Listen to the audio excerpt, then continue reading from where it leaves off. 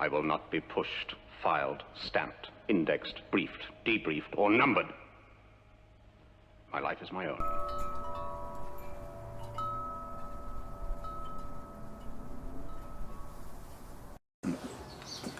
Hello there, Internet. My name is Joshua Orr, and I'm a philosopher. You know, that term just sounds so pretentious and arrogant to even call yourself a philosopher, which is why I thought it would be the perfect introduction. What is philosophy? It's, by definition, love of wisdom. And philosophers have always been both respected by some and completely reviled by others. The insults that are hurled at people who are thinkers is often thrown the same as the person who might call me a tree hugger. I am a tree hugger. And I'm still, to this day, scratching my head trying to figure out why people think that that's an insult. I was born upon this planet. I'm a product of my environment. The trees around me, they help me breathe. They feed my fireplace. They build my house. Of course I'm a tree hugger. I absolutely love nature. It's funny that that's become something to laugh at by some.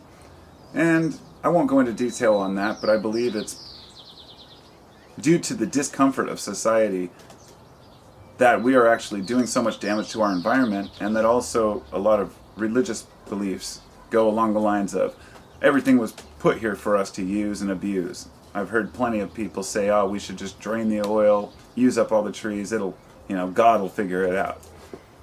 Preposterous in my opinion. I guess yes, God will figure it out and we'll all just die off.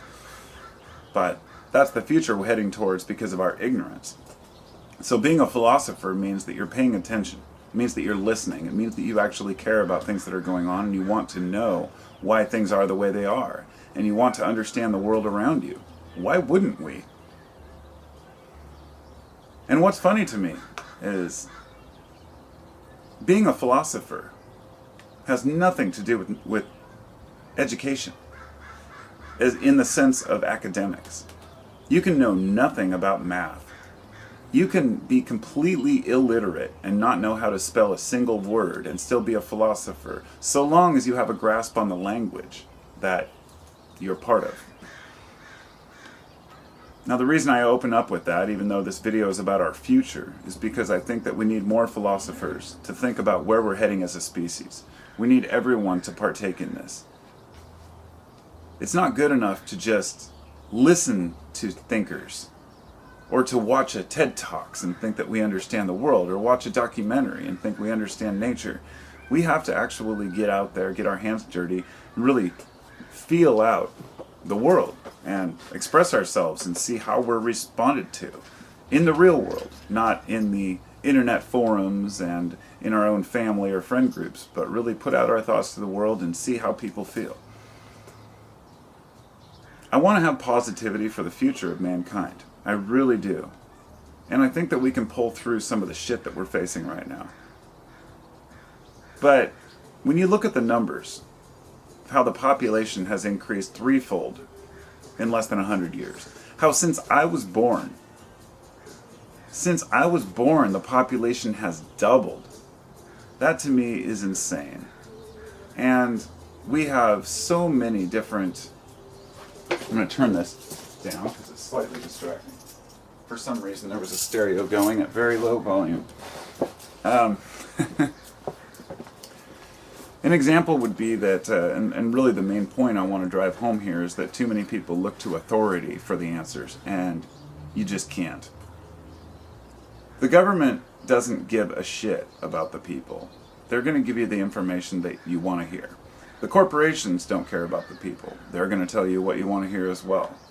And even our own family, our own loved ones, our own friends, our own bosses or employees are going to tell us what we want to hear, because that's the world that we live in. People are afraid to speak the truth, partially because we don't know the truth. But the future of mankind really depends on us all being aware and wise. I don't know if that's a solution. I don't know if that's actually going to help us. But the main point I want to make here is that there are a lot of folks out there who want to make thinking appear dumb. It sounds ridiculous even saying it. A whole bunch of people within the population who would rather have people just be mindless sheep and not think. And I'm not talking about the political aspects of it. I'm talking about the full picture. An example is as a vegetarian. If you were a vegetarian in this country, which I am not, but if you are, you might not be aware that there are so many subsidies paid out to the meat industry as far as poultry, cattle, chicken, right? We have the fishing industry, which is subsidized heavily by tax dollars. And every single person who pays taxes is paying for meat, whether they eat it or not. I'm not opposed to eating meat. I am opposed to the way that we raise meat. But a lot of things are changing quickly. People are looking for answers to improve our future. Reforestation, renaturalizing areas and reintroducing species that may have once been extinct. Is that tampering with nature? Sure. But haven't we already tampered with nature enough? We have plenty of lobbying by corporations to keep regulations low on fossil fuels, pollution. Ever since plastics were introduced, we've faced this just conundrum of dealing with these mountains of garbage that are in the oceans, that are under our feet, and now in our bodies. And my question here is, there are so many incentives and subsidies for companies, corporations that want to destroy the planet we live on just to make a buck. Or rather are willing to. I wouldn't say they want to, but it's a byproduct of the way that they do business. Just like Texaco or Chevron going into some other country, finding oil, saying, hey, we'll give you a few bucks if you let us drill here, and then they leave swamps of oil crap behind. It's disgusting. But the question here is, why aren't there any incentives? Why aren't there any subsidies for preservation of nature? Sure, there's green energy subsidies you can make.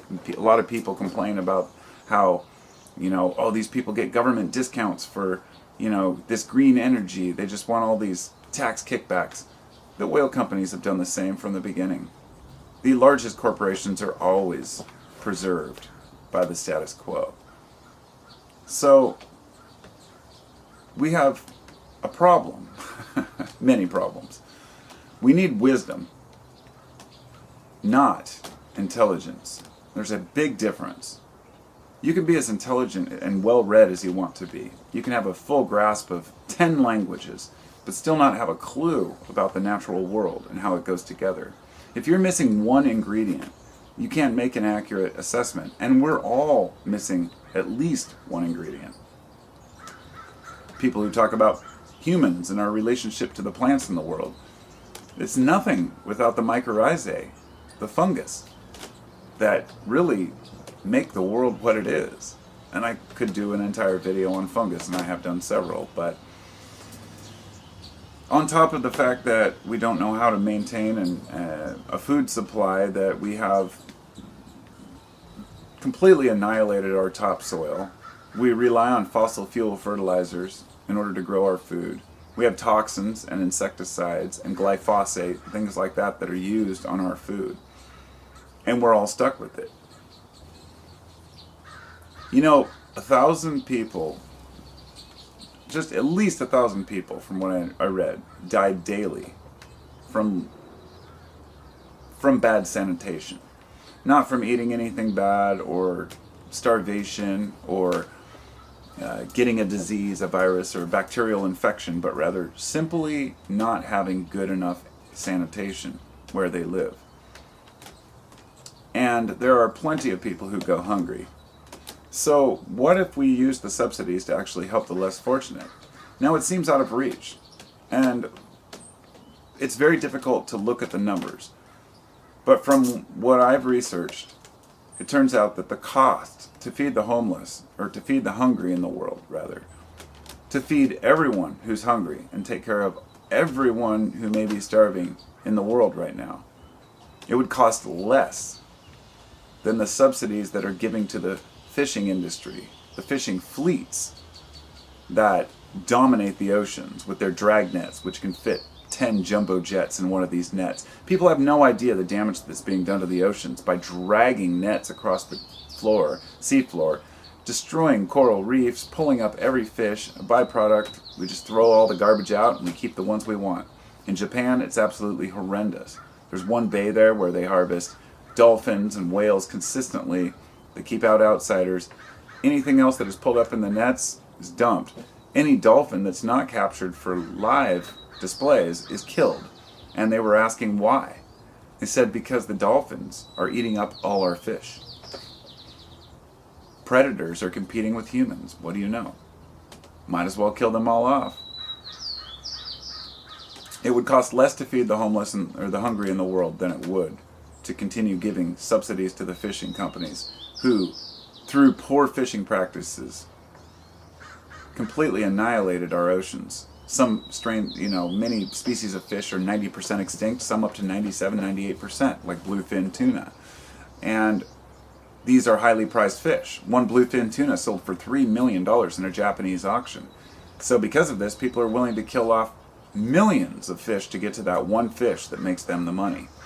And I'm not blaming Japan, I'm not blaming China, I'm not blaming people who eat these, rhino horn because they believe that it actually gives them longevity.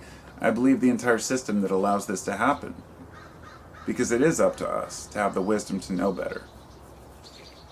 I saw a question the other day posed by a Nature magazine, or maybe it was National Geographic or Seeker, something like that, on YouTube. And they posted a question in the community section, and it said, what do you think is our best option for remediating nuclear waste in our soil? And it had 4 options. Oops. All those options were not the right option. It said, please leave in the comments. So I looked at the comments. Not a single person had mentioned oyster mushrooms, which had been shown in places like, over in Russia, in some of these sites where there's a lot of nuclear waste. These oyster mushrooms have been shown to actually eat the radiation. Not just that, but they can eat the oil in oil spills. So imagine using fungus to completely bioremediate the world from our own pollution. Imagine if we could dump toxic waste in one area and then let fungi eat it. And the weird thing is that these fungus can be eaten safely. You can dump a bunch of spores on a pile of oil waste. It'll grow these oyster mushrooms, and the mushrooms have no fossil fuels within them. They're able to break down these compounds. So when people talk about the future of eliminating plastic, eliminating all these problems we have, and all the oil spills in the ocean, that might be a solution. But I want to point out one thing that I learned. Remember the oil spill in the Gulf a few years back? It was horrendous. The BP Horizon oil spill. The fisheries were forced out, and the waters were closed. They dumped Corexit on the water, which made the oil sink, completely annihilating the shrimp industry. One thing I learned is that after this was all said and done, the fish in the area actually bounced back to more than they had been in several decades because of the one fact: nobody was fishing it. In other words, the oil damage did less damage to the fish species than these giant trawling nets that everybody uses to catch everything. The thing is, people do care. They do care what's going on. They do care about each other and the environment. They do care about the world they live in. They just have bad information. All of us did. Even some of the things that I was taught as a kid about global warming, climate change, we were totally in the dark about how bad it would be. So in recent years I've learned that it was worse than we thought. The glaciers are melting faster because that water melts underneath and pulls them out to sea like a lubricant. Many things are worse than we thought they were, but also many things aren't as bad as we thought they were. That the earth is more aware of itself and conscious than we could ever imagine. That for the past several thousand years, the Earth has remained at basically the same temperature, the same climate. It is self-regulating. It's only when we step in and mess with it that it becomes a problem. But those problems can be remediated a lot quicker than we realized. That it's not the end, it's not curtains for nature. Nature finds a way. The question is, can we find a way? It's as George Carlin said, the world's not going anywhere. We are. And that's exactly how I feel every time I think about this subject. We're destroying ourselves, many animals with us, but the viruses on the earth alone, they say that there are more than stars in the known universe. The bacteria and viruses in the ocean outnumber anything we could possibly imagine. The earth starts with simple organisms and it will rebuild itself no matter how bad things get. I guess the question we should ask ourselves isn't, are we going to completely destroy the earth, but rather, is the earth going to completely destroy us? And that's going to take some thinking. Let me know your thoughts. Thank you to my patrons. Thanks to my subs. And I'll be seeing you next time. Be well.